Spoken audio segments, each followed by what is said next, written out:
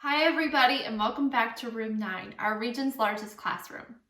My name is Miss St. Louis and I'm a teacher at Rogers Elementary School in the Mehlville School District, and we are located in South St. Louis County. Today, I'm here to teach a reading lesson that's geared towards students who are in the 3rd grade, but all learners are more than welcome to explore and join with us. So, let's get started. This week we have been talking about all things poetry. And so far this week, we have talked about the different elements of poetry and a little bit about structure. We have talked about sound devices that are used in poetry. We've also talked about figurative language that's used in poetry. So today, we're going to put all of those together, and we are going to analyze some poems. And so here's how this is going to look. We are going to read some poems. And then I'm going to ask you some questions, and we're really going to break the poems down. So we're going to think about how many lines are in the poems, how many stanzas, is there a rhyme scheme, right? So that's thinking about the form of a poem, okay?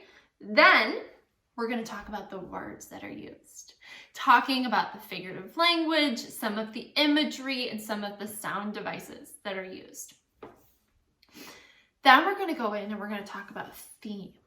Right? So what theme is the book? What mood is it trying to convey? Is there a message that the author is trying to get across? Then we're going to go into perspective, right? From which perspective is this written, right? We're going to talk about point of view and things like that. And then we're going to go back and we're going to look at the title and how does the title relate to the poem, talk about our thoughts about the poem, right? Our personal opinion about it. We're really going to be breaking these poems down today and really, really getting into the nitty-gritty. So, are you ready? Let's go. All right. Today, the book that we are reading from is called Grow, a Novel in Verse. So, this is a really interesting book because it's a chapter book, but in each chapter is a different poem, which is a really cool way to write a book. And I've never really actually seen one of these before. So it's been pretty interesting to read. So we're not going to be able to read the entire thing today because, well, it's a chapter book and it's really long. So today we're just going to read a few of the chapters or poems in the story. So here's our first one. Night. A sliver of moon. I toss and turn. The air is so heavy, it makes car engines rumble like thunder. So sticky, it catches up the cricket chirps and won't let them fall to the ground. I wish I could sleepwalk. Anyone catches me, they'd leave me alone. Afraid to wake a sleepwalker, but I'm wide awake when I sneak out the door and shadow leap down the street. To the garden and sit on stones, beside the cosmos, glowing yellow in the streetlight. If I sit here when the trucks come and refuse to move, will they run me over? What's that? I jump at a noise, skitter like a graffiti artist caught in the act with a can of spray paint. Quiet again. I breathe. Some courageous protester I'll be, scared to be alone in the garden at night. Pepper plants shake in the shadows. I hear scratching in the dirt. A squirrel? And I cringe. Harlan, is that you? Wishing I had kept my mouth shut the minute I speak. What if it's Mr. Khan's men coming at night to steal the garden? But why come at night when it's so easy to steal it fair and square in court in the middle of the day? The moon is gone. I walk home in darkness, but not so dark that I don't see Tony Donatello heading towards the fire station. I crouch behind a car and wonder why he stops 2 blocks from the station and wanders into our garden at night. So that was our first poem. So let's think. How many lines? Well, there's a lot of lines for you. And I won't waste time by counting them for you, but there's a lot. What I can do is I can count the stanzas. There's 1, 2, 3, 4, 5 stanzas. Okay, so 5 different sections, right? And let me ask you, is there a rhyme scheme to this poem? No, not really, right? We really didn't hear any kind of a rhyme scheme going on, which is totally okay. So we kind of talked a little bit about form, right? So there's lines and stanzas that make this up. Let's talk about the words. Did you hear any figurative language? Yeah, this book was filled with figurative language, wasn't it? Whew. So let's just look at a couple examples. The air is so heavy, it makes car engines rumble like thunder. Oh, that's a good example of figurative language, isn't it? What type of figurative language is that? Yeah, a metaphor, right? The air is so heavy, right? Very good. Whew. Let's see. There's another one. I jump at a noise, skitter like a graffiti artist, caught in the act with a can of spray paint. What's that? Yes, that's a simile, right? We're using the word like. Excellent. Excellent. Very good. So, were you able to create an image in your head from this poem?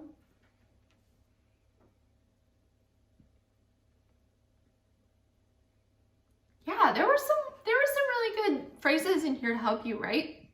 The pepper plants shake in the shadows, right? So you can start to kind of picture that, right? The cosmos glowing yellow in the streetlight. You can picture it, right?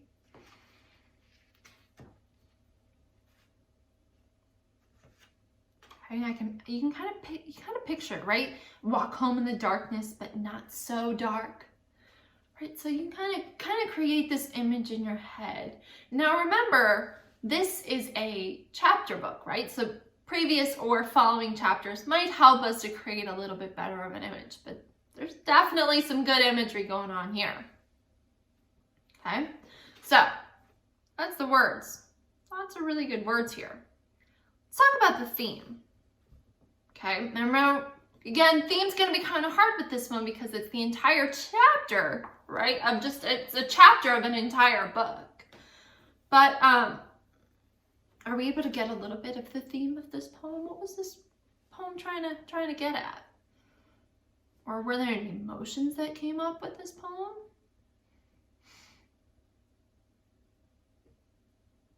Oh, maybe a little worried. Right? We were sneaking out in the middle of the night to check on the garden. We were probably a little bit worried about it, right? And then we saw somebody going to the garden in the middle of the night. We don't know why, right? So maybe a little bit curious too, right? As to questioning why these things are happening. Definitely. Awesome. All right, so let's talk about perspective. Okay, what point of view is this poem written in? Very good. First person, right? We're using that word I, right? So the main character is telling the story from their perspective, right? I, me. Okay. Why do you think the author chose to write it from this perspective?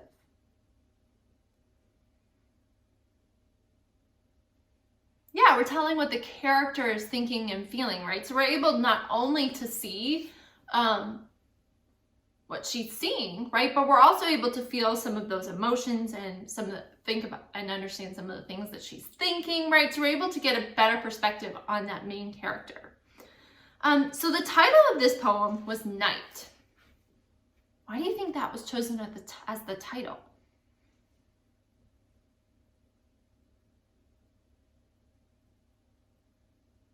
Yeah, all of this happened at night, right? So this nighttime was the focus of when this happened. And so we're talking about sneaking out at night, checking on the garden at night. Very good. Did you enjoy this poem?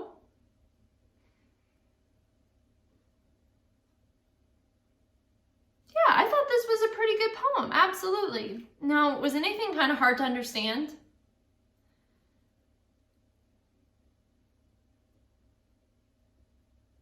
Yeah, we're kind of wondering what's going on. That's kind of the tough part about this poetry book, right? Is that it's a chapter book, and unfortunately I can't share the whole thing with you today because it's just so long.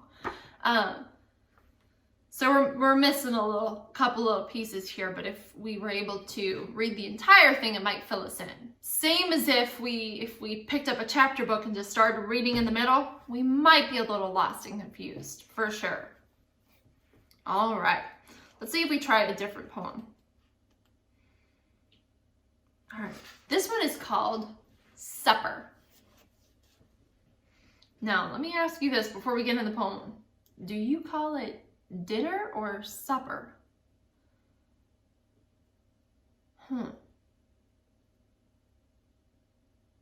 It's a good question. That's a pretty good debate if there ever was one, because some people really call it dinner, some people call it supper, some people use both. Something to think about. What should it be called? All right, supper.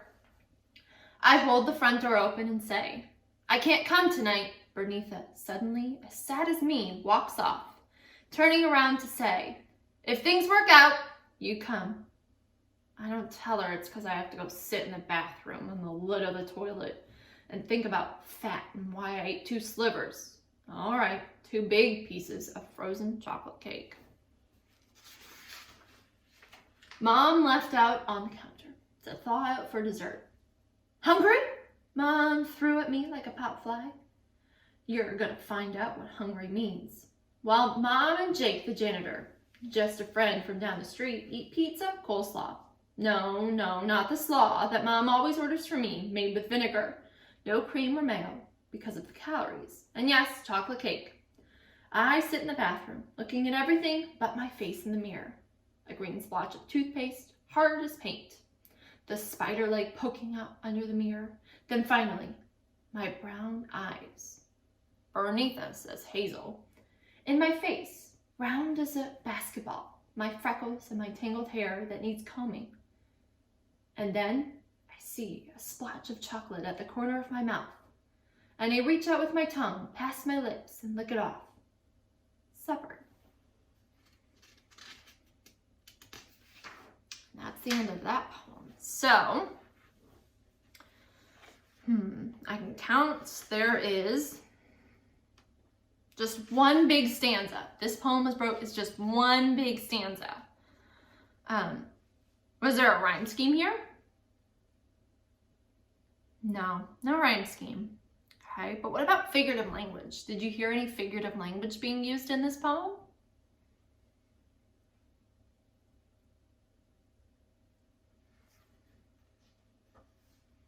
Absolutely, there was some. Oh, my pages are stuck. Yikes. There we go. Hungry, Mom threw at me like a pop fly, right? So hungry, you can't see it's in quotation marks, right? So you don't really throw words at people, right? And like a pop fly, right? So there we're kind of seeing a simile, right? So the way in which she said it is being compared to a pop fly. So that's a simile.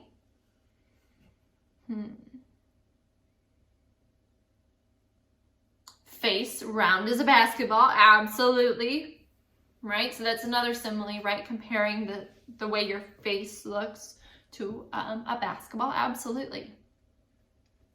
Are you able to see an image created?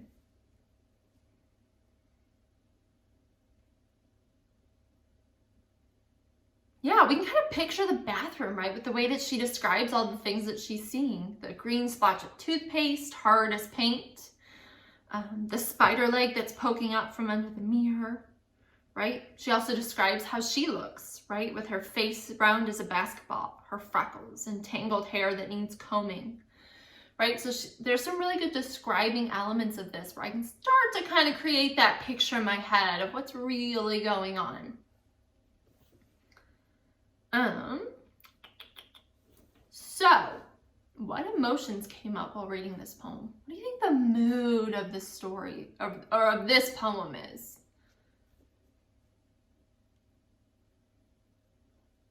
Maybe a little guilty because she ate the cake when she wasn't supposed to. Angry, for sure. Yeah, she's upset with herself. Absolutely. So it's definitely not very positive feelings coming from this poem. Oh yeah, maybe sad, right? She can't go hang out with her friends now. Oh, definitely. So again, right, this poem in this book was written in first person. Let's talk about the title, Supper. Why do you think that title was chosen for this poem?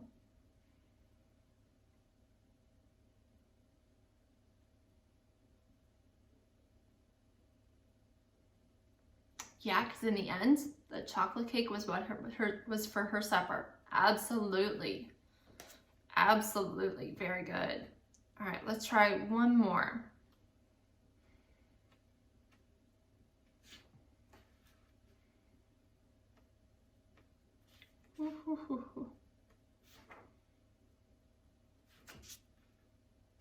All right.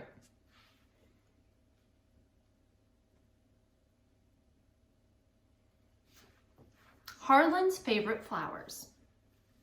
It was Bernitha's idea to plant pansies and Johnny jump up kind in the shade at the foot of the garden bed, like a folded quilt. It's Harlan who takes to the dinky flowers like they were some kind of security blanket.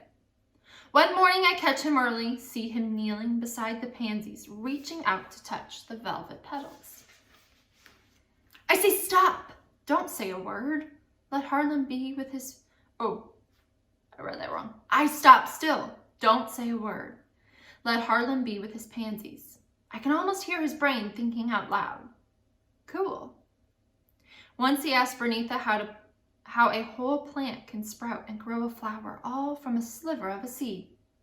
What was it in that seed that made it grow in the dirt and bloom yellow, white, purple, orange, maroon? Like a conjure man had spoken a spell over it. Bernitha said we all start as seeds, each of us different, each of us beautiful. Harlan hears me sneaking up on him. Does he know I am listening to his noisy brain? He turns. I see a purple swollen bruise on his chocolate cheek and a scab on his busted lip. We all start as seeds growing in dirt, and Bernitha says something else too. Each of us has something to be proud of. That is the end of that poem. So this poem has 4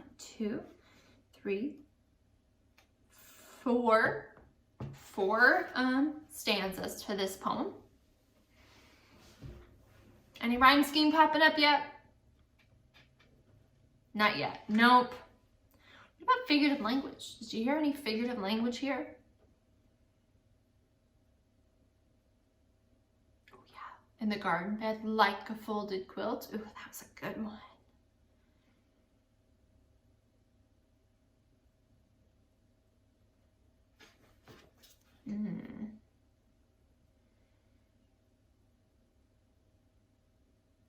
The brain thinking out loud, yeah, kind of, right? Kind of a little bit of personification there. We're talking about that noisy brain. Absolutely. Yeah, here's a good one. What was it in that seed that made it grow in the dirt and bloom yellow, white, purple, orange, maroon? Like a conjure man had spoken a spell over it. Right, so talking about how these plants are growing almost as if by magic. Absolutely. So, what's the mood of this poem? What kind of emotions is this poem kind of giving off?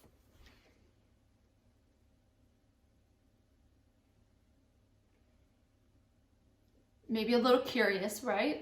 Thinking about, what is he thinking about his plants? Yeah, wondering, right? Just definitely thinking about what's going on here. Why do these plants grow the way they are? There's definitely some curiosity here. Absolutely. So the title of this poem was Harlan's Favorite Flowers. Why do you think that's chosen as the title of this poem?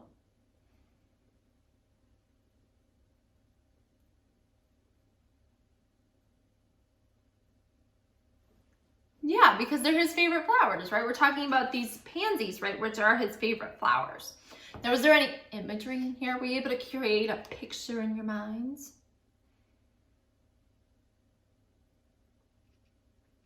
A little, right? We talked about velvet petals. Yeah, not as much imagery in this poem, but that's okay. Okay. Did you enjoy this poem?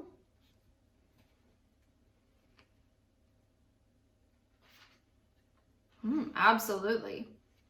All right, we've got time for one more poem. Here's a good one. Are you ready? Wild Dancing. Beneath body moving, she shakes, sways, stamps her garden boots to the rhythm of a witch's chant.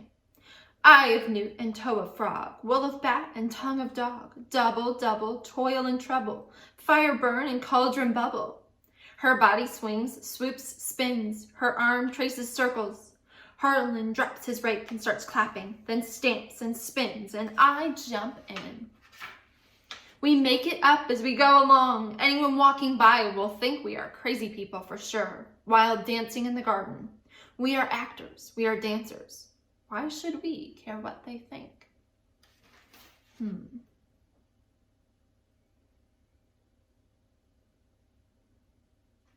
did you think about that one? I can definitely picture in my mind, right, the dancing, right? If I close my eyes and I think about him, right? Her arms are tracing circles, her body swings, swoops and spins, right? Harlan drops his rake and starts clapping, then stamps and spins, and I jump in, right? I can definitely picture in my mind these three characters, right? Dancing around and having fun. Now, it might be a little hard because we don't have as much background information. Again, because we haven't read this book from the beginning. But if we had, we might know a little bit more about what these characters look like. And we can definitely start to create that picture more fully in our head. But right now, we're just working with what we've got. But I can definitely picture three people wildly dancing around in a garden, can't you? Absolutely. All right, so boys and girls, today we read some of the chapters in this book, Grow, a novel in verse. Why do you think the author, Juanita Havill, chose to write a chapter book with poems?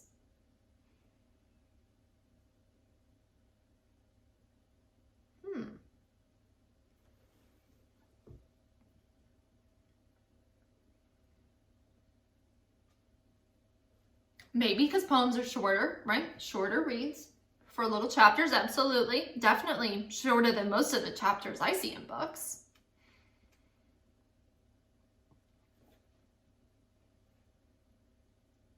It's a little bit more fun, a little bit more interesting. Absolutely. It's not something we're used to, right? It's different, and it's a different way to see a chapter book. It definitely gives you a different perspective on the chapter book sighting. It's one of the things that I've really found very interesting about this book because I've never read another book like it. It made it very interesting to read. So I would definitely recommend this. If you like poetry, but you also like chapter books, this was a really good book. Absolutely. So, boys and girls, this week we talked a lot about poetry. We talked about the different elements in poetry. We talked about how they're formed in mood. And then we jumped in even further, talked about sound devices and figurative language, right? And today we put all of that together and even added in extra pieces, right? Talking about perspective and theme and mood, talking about the form and the words, right? And so what we saw today is that we can take a poem, right? Which is only a few lines, just a couple stanzas, and really break it down, right? Get down to the basics. Talk about the form. Talk about the words, right? Talk about the mood that's given off, the perspective that's being used, and really analyze the poem kind of get into the mindset of the author and think about, why did the author choose to write this? Why might the author have gone with this in this direction or what? So I would definitely challenge you that as you're writing your own poetry, as we often will get a chance to do during school, take a chance to analyze your own poems. And that's something that's really hard for us to do because, well, we're kind of our own worst critics. At least I know I am. We're really hard on ourselves, whereas we're not as hard on other people. But take a chance to reread your own poems and think about, why did you choose to use those lines? Why did you choose to break it up into those stanzas? Why did you choose to use those words? And did you choose to use any figurative language in your writing? What mood does your poem give off, right? What's the theme of your poem? Or what perspective did you write your poem from? Okay, think about the title of your poem. We've noticed here that title's important, right? So why did you choose that title? And this might be something that's really hard for you to think about on your own. So try and get your peers involved, right? Or your family. Have conversations about the poems that you've written. It's a really great way to share about something that you're working on and also get other people's perspectives. It's a really cool thing to do. So boys and girls, I hope that you had fun this week and I hope that you loved diving a little bit deeper into poetry. I hope that you'll join us again tomorrow as we dive into science and social studies. And until then, I'll see you guys next week. Bye everybody, have an awesome weekend.